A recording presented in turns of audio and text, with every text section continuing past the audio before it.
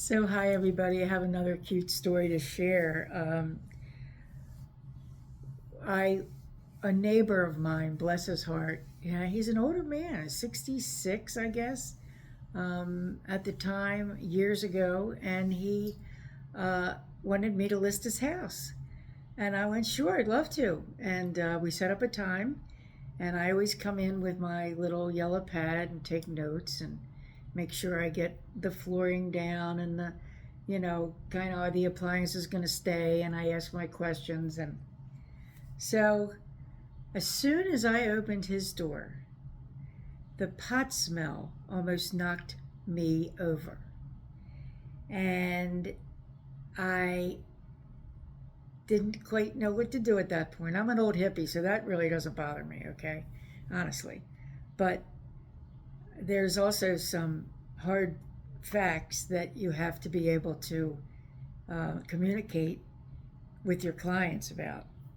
So I figured, well, maybe it was just at the front door. Okay, maybe it was just in the entryway. But as I went through the living room, the dining room, the kitchen, OMG. I have never, look, I've smelled pot. It's not a new smell to me, but this was so strong. And so we're talking as if there's no smell in the house, and I'm going through the house with him, asking him questions, and we're on our way up the steps. Same thing, all the way up the steps. I used the ladies' room in the bathroom. We went up to all four bedrooms upstairs, all four bedrooms. I just have not experienced that before. And that was, believe it or not, after I had been in the business about 20 plus years. And so we sat down and we're talking. And I said, John, and that's not his name, but we're going to call him John. I said, John, I did notice the smell of marijuana. And he said, yeah, I like to indulge once in a while. And I wanted to say, once in a while, give me a break, bud. You got to be doing day and night to get the whole place to smell like this. And I said, well, it is something that is very strong. And I said, a couple of things I recommend is that if you're going to smoke from now on, it's probably going to be a good idea for you to do it outside. You have a beautiful porch. I would go out on your porch. But we need to kind of get rid of that smell.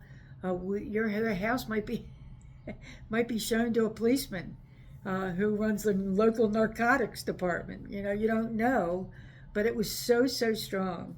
So I was able to communicate with him and say, John, you can't have that smell be so strong. You just can't have it. And it was nowhere near like today. It's legal in some states for recreational use, and believe me, it was way before that. And I was able to say, and otherwise it was gorgeous. I mean, you talk about a home that showed beautifully, everything in place. He was a bachelor, and I mean, he just everything. It was so clean, so beautiful. But that was the only negative. So I was able to communicate with him about it, and I was able to get him to understand candles, no smoking, and I made a special effort to come back a few days later. And he, as soon as I came over, because I had to come back to measure rooms, etc., and and then I could tell a little bit of a difference. And he said, "Yeah, I've been smoking outside." I said, "Good. I think it's a good idea, but just do me a favor and really work on that. And when it's going to be shown, make sure that all the fans are on and the candles are on, and I will make sure that people know." About the candles being on, or you can also blow them out right before the showing. But just another interesting experience that real estate agents go through.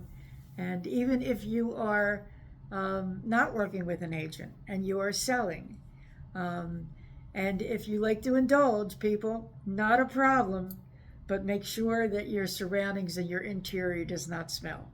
Very important, because the other thing is for asthma, for COPD or something like that too. Nobody wants to be taken in with a strong smell as soon as they open the door. Okay? See ya.